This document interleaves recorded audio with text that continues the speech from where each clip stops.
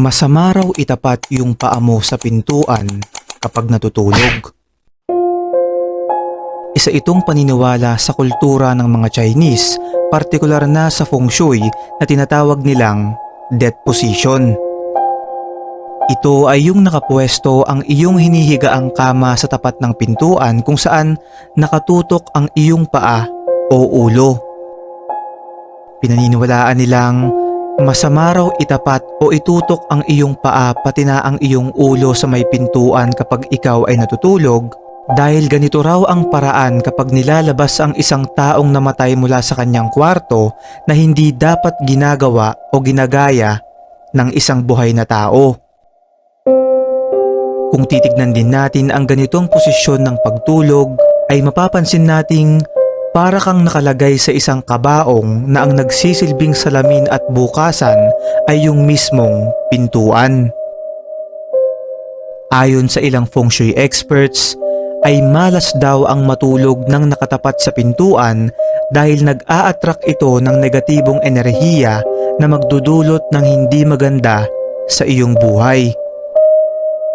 Sinasabi rin nila na yung mga tao raw na madalas matulog ng nakatapat sa pintuan ay nagkakaroon ng sleeping disorders katulad na lamang ng insomnia na dahilan upang sila ay mahirapang makatulog.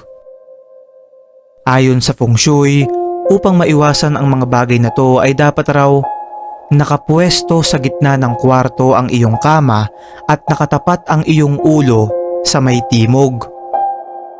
Ang paliwanag patungkol dito ay kung titignan daw natin ang posisyon ng pagtulog ng karamihan sa mga hayop ay mapapansin nating ipinupwesto nila ang kanilang ulo sa may timog dahil doon sila nakakakuha ng maganda at positibong enerhiya kung saan napapadali ang kanilang pagpapahinga.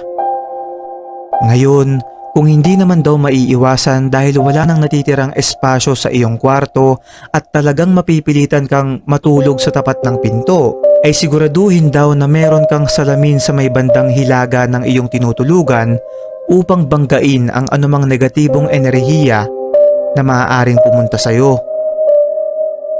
Well mga kaibigan, sigurado akong marami dyan ang magsasabi na matagal na silang natutulog ng nakatapat sa pinto pero wala namang nangyayaring masama sa kanila kaya hindi sila naniniwala sa pamahiin na to.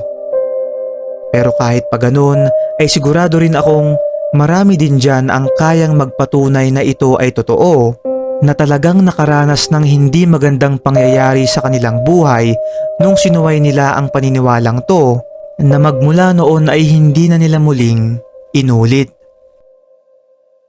Ang pinupunto ko dito mga kaibigan ay meron tayong magkakaibang karanasan patungkol sa napakaraming bagay na nagbigay sa atin ng iba't iba ring pananaw at opinyon sa mga nangyayari sa ating paligid.